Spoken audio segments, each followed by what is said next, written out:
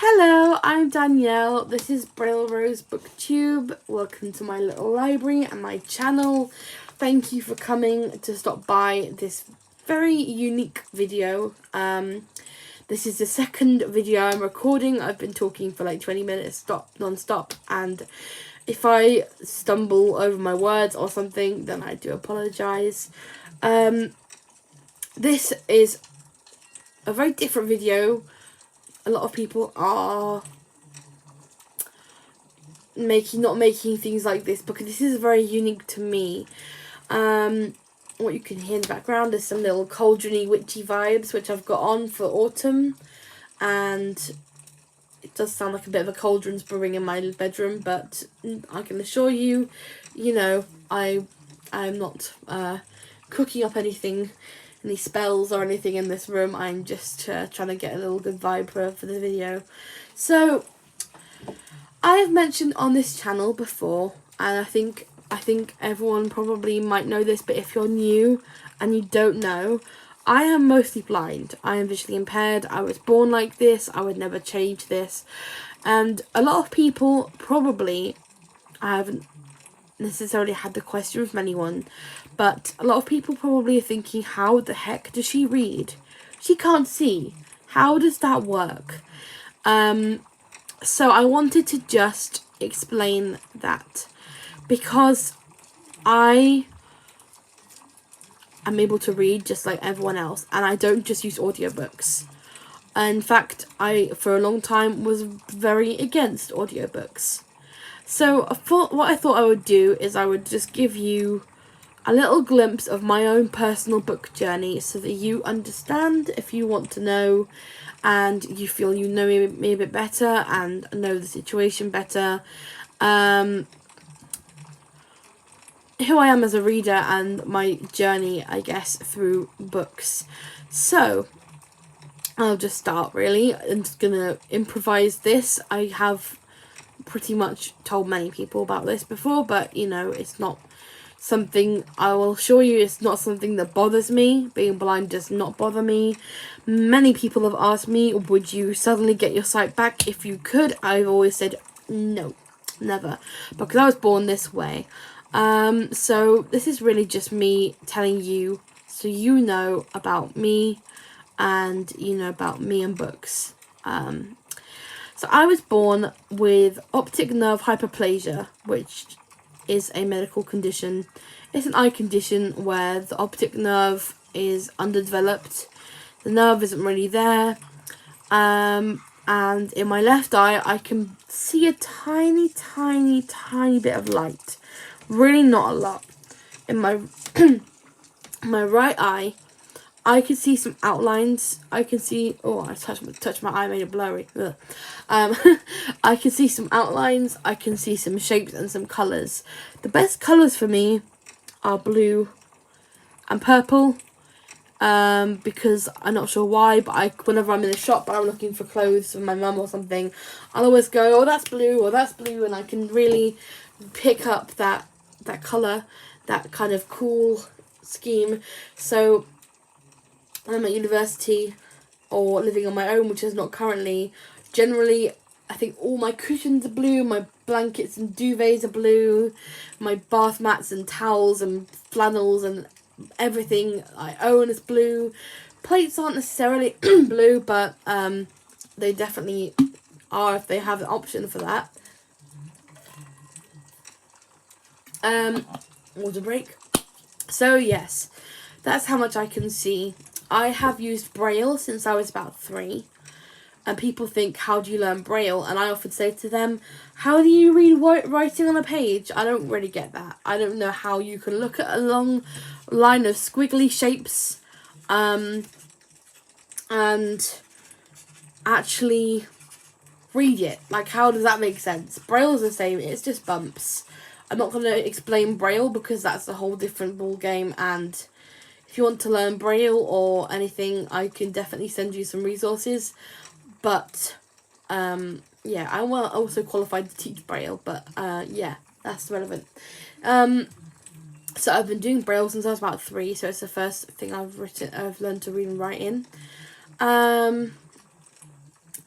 and I use a long cane, which I wish I actually prepared myself by bringing these things with me. But I have a long cane. Traditionally, the cane is white. However, nowadays you can just order them in different colours. So I have a blue one, a red one, a purple one. I think my pink one is gone. I think it's broken. And my mum ordered me a rainbow coloured cane last year, which was very awesome because A, rainbows are cool, B, I'm LGBT, so perfect.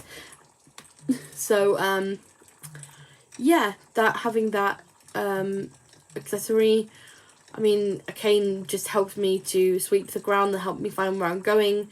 But to have it colourful doesn't make a massive difference, but it makes me feel a bit less like, okay, I'm stuck with this boring thing that makes it really obvious that I can't see. And a lot of people find that they just walk around with them, and I think, oh my gosh, I'm constantly carrying this white cane and feeling like really, I don't know, obvious and highlighted by it. At least if I've got a blue one or a purple one, I'm like, yeah, okay, I've got to use a cane. I don't really care, but it's a colour that I like. It's a colour that I've chosen, and I look a bit more funky. I look a bit more young, a bit more feminine, for example, or whatever the reasons are people use them for.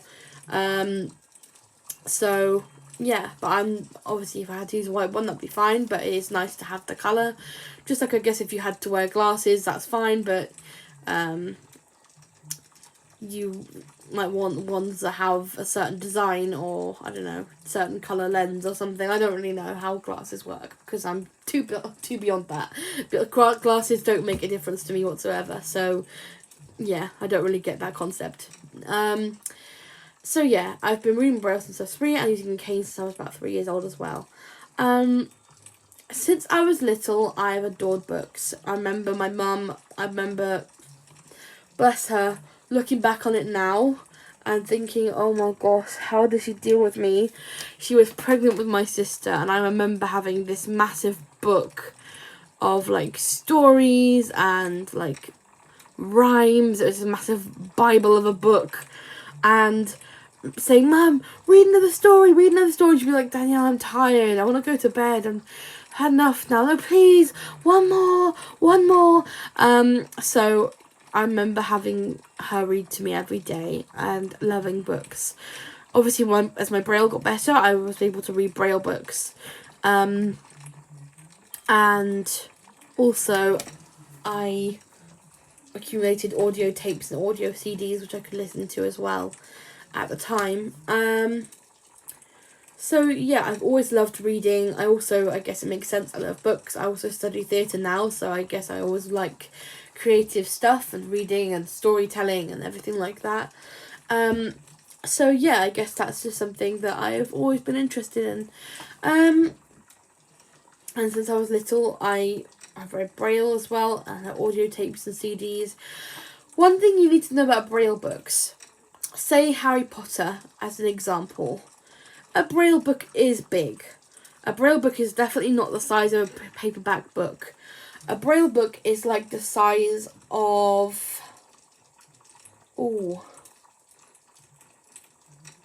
I can't even picture it. It's big. Braille books are big. I will try and get one to show you at some point. But they're big and they're bulky, and the pages, because of the bumps on them, the pages are thick. So when you feel Braille padded pages, the pages feel lumpy and thick. So there's not really you can't have many words per page because Braille letters are bigger. So not only are the books bigger and bulkier, but it is not just one book.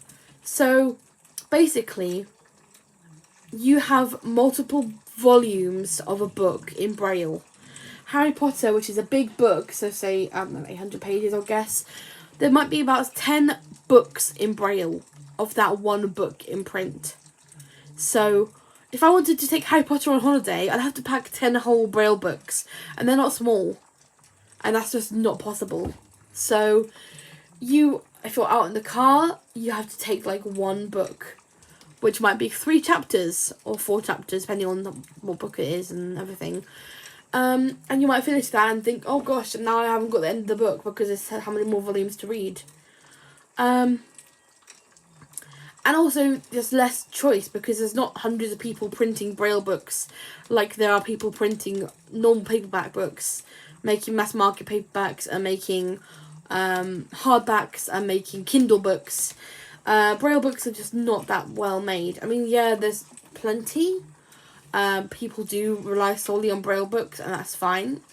But when I became a teenager and I started hearing about people like Cassandra Clare, and I looked up Cassandra Clare on the Braille library and saw nothing was there, and I looked up Divergent and saw nothing was there, and I looked up Twilight and saw nothing was there, and looked up The Hunger Games and saw only one book was there even though 3 books were released.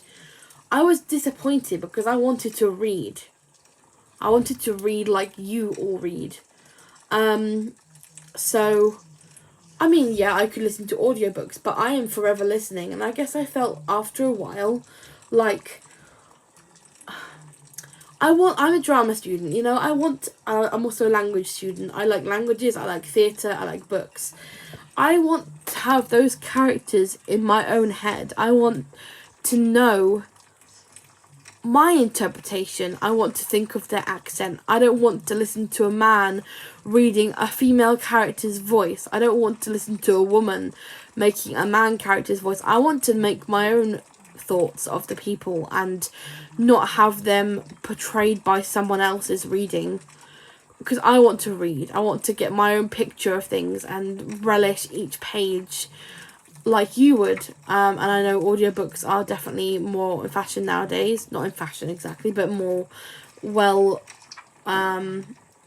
respected, but well used nowadays. But I still like them, but I wanted that option to be able to read my own way. And eventually I have a Braille laptop. I'm going to show you. This is called a Braille note. I'm going to try not to show you upside down. It's a Braille laptop. And it's called Braille Note, Apex, and I eventually, at 15, learnt how to connect my Braille Note to my phone. So I can control my Braille Note, my phone through my Braille Note. So I can click the keys, and I can control, right now I'm playing the audio track for my music. I can control that with my phone. My Braille Note controls my phone. Which means I can then go on iBooks and buy a Cassandra Clare book for £5 rather than waiting about a month for a book that's like 10 times the size. And have as many books as I like in this tiny little phone. Which I just dropped. Oops. I can have as many books I want. I can have audiobooks, Kindle books, iBooks, all in my phone wherever I go in the world, travelling, uni, wherever I go. All I need in my life is these 2 things, which is amazing because I can read anything. I can go on Goodreads and get anything. I do nowadays. I'm more welcome to audiobooks mainly because of the slump that I had, the reading slump that I had all summer. But I still like to read books my own way. I will probably, from now on, if a book is a big tome and it's got 500 pages and it's a big thick fantasy or a great big thriller or something really deep, it's big sci-fi or historical and it's thick, I think I probably will use Audible because I will be able to get through the book a lot easier. But if it's not on Audible or if it's not big, I will probably not use Audible or, I don't know, Scribd or anything else that I could get audiobooks from. But yeah, that's basically my book journey. I wanted to explain a little bit about me to you, and I wanted to, make a bit more sense of it all for all of you. So yeah, really, that's just it. If you have any questions, please ask. I've taught many people about visual impairment and blindness. I've still managed to live my life and live by myself and travel and do my own thing despite that, I mean, not in COVID, I'm literally housebound, but, you know, not housebound, but I do get to go out sometimes, but, you know, I don't have my own independence like I would have normally. But, you know, I'm saying people are not going out like they used to. I mean, I'm definitely more introvert and I prefer sitting at home with a book, but I still got to see friends back then and stuff and go around the country and world, do whatever I wanted to do. But yeah, that's my book journey. I wanted to just make it clear how I can read. I read in Braille with the same apps that you guys use, the same technology, the same things, but with my Braille to make it just a bit more accessible. Do you know what though? I would love a paperback. I would just love one, because whenever I've been into bookshops just to get ideas of books to read, or I don't know, for any other reason, the smell of the ink that you guys get to read from, I would just love.